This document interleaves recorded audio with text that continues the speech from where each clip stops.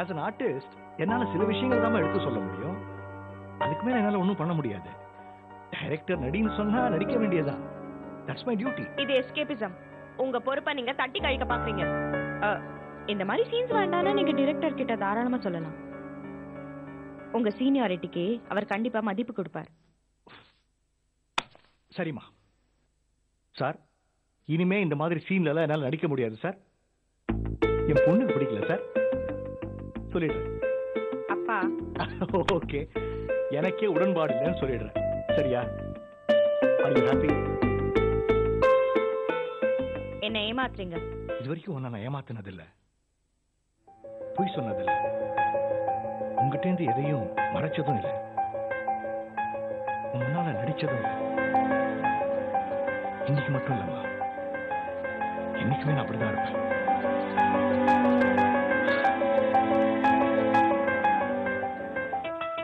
இந்த டைலாக் ரொம்ப நல்லா இருக்கு.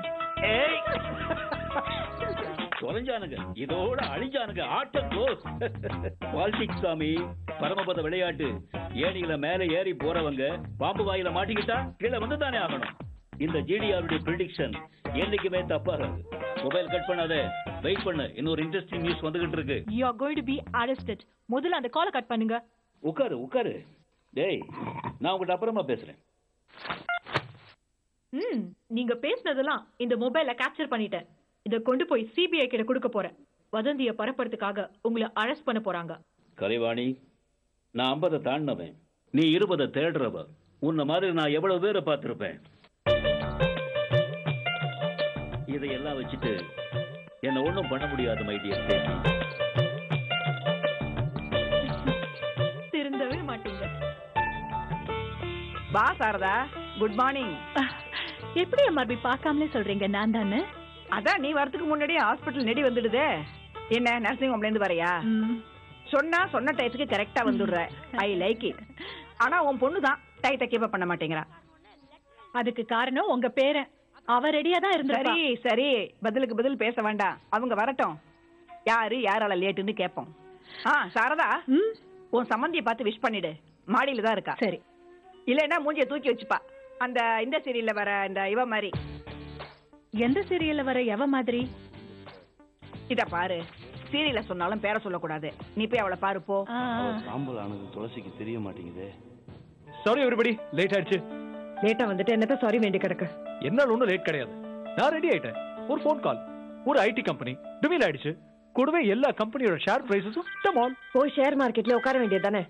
நான் இப்போ வெட்டிங் அனிவர்சரி செலிப்ரேட் பண்றேன். நிம்மதி. மதி, என்ன மதி நீங்களும் அவளுக்கு அவதான் புரியாம. வெட்டிங் டே அதுவுமா இன்னைக்காவது கொஞ்சம் ஒத்துமையா இருங்க. முதல்ல போய் எம்ஆர்பி கிட்ட ஆசீர்வாதம் வாங்கிக்கோங்க. போங்க போங்க, 2 பேரும். ஃபுல் ஃபேமிலி வரட்டும், மொத்தமா சேர்த்து வாங்கிக்கிறேன் ஆசீர்வாதம். ஜஸ்ட் ஹலோ, மார்க்கெட் மேனேஜ்மென்ட் இருக்கா? இவர் திருந்தவே மாட்டாரு. 2 பேரும் சேர்ந்து ஓதுங்க. Happy anniversary.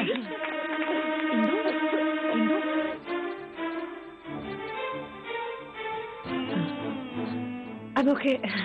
என்னமா அது வெட்டிங் அனிவர்சரி அதுவுமா? நீங்க வேற எம்ஆர்பி. இத்தனை நாளா நான் யார்கிட்டயும் சொல்ல.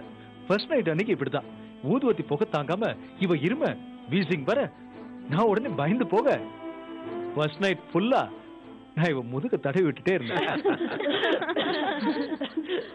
இவன் ஒருத்தன் மறுபடியும் திருப்பி மட்டும் வீசிங் வச்சிருப்பேன். வெட்டிங் அனிவர்சரி வருது போகுது, ஆனா நாங்க எதிர்பார்க்கிற விசேஷம் தான் வரவே மாட்டேங்குது.